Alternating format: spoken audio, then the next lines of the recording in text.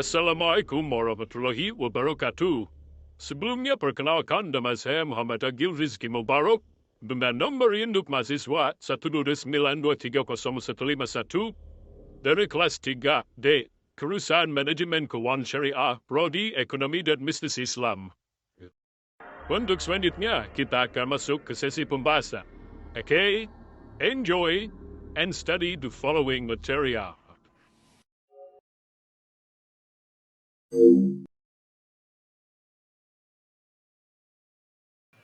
Oke teman-teman, di sini kita akan belajar tentang pertumbuhan ekonomi dalam perspektif Islam. Pertumbuhan ekonomi atau economic growth dipandang sebagai bagian terpenting dalam kebijakan ekonomi di suatu negara maupun sistem ekonomi manapun.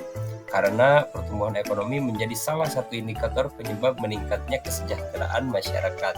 Meskipun demikian, di tengah pesatnya perkembangan dalam bidang industri, sains, dan revolusi teknologi di negara-negara maju, kemiskinan absolut dan sejumlah permasalahan ekonomi lainnya masih terjadi.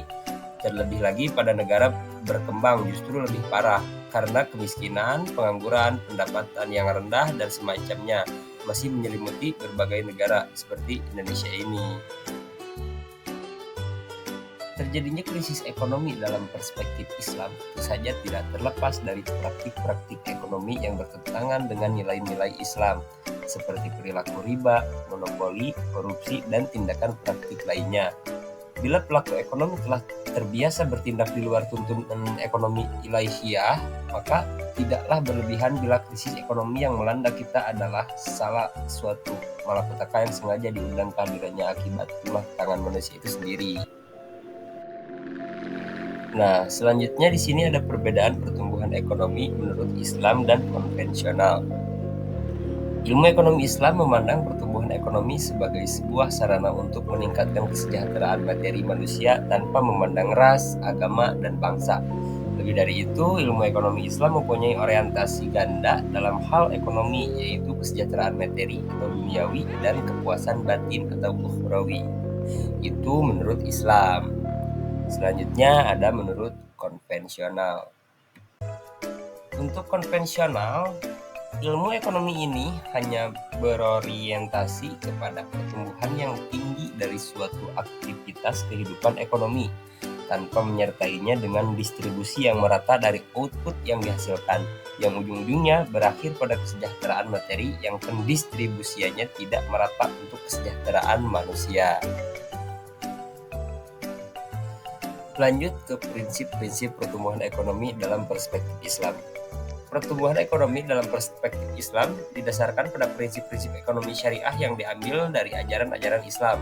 Beberapa prinsip utama yang menjadi landasan bagi pertumbuhan ekonomi dalam konteks ini melibatkan nilai-nilai moral, keadilan, keberlanjutan, dan distribusi kekayaan yang merata. Berikut adalah beberapa aspek utama pertumbuhan ekonomi dalam perspektif Islam, yaitu pertama ada tauhid, keadilan dan keseimbangan, zakat dan infak, keberlanjutan atau keseimbangan mizan, kewirausahaan dan produktivitas, etika bisnis, dan konsep syirkah. Kemudian ada 3 faktor pertumbuhan ekonomi dalam Islam. Yang pertama ada investable resource atau sumber daya yang dapat diinvestasikan. Selanjutnya ada sumber daya manusia, entrepreneurship. Dan yang ketiga ada teknologi dan inovasi. Nah, dan di sini saya mencantumkan dasar hukum mengenai pertumbuhan ekonomi dalam Islam. Bisa dicek ya guys. Oke guys, mungkin cukup sekian untuk pembelajaran kali ini. See you next time.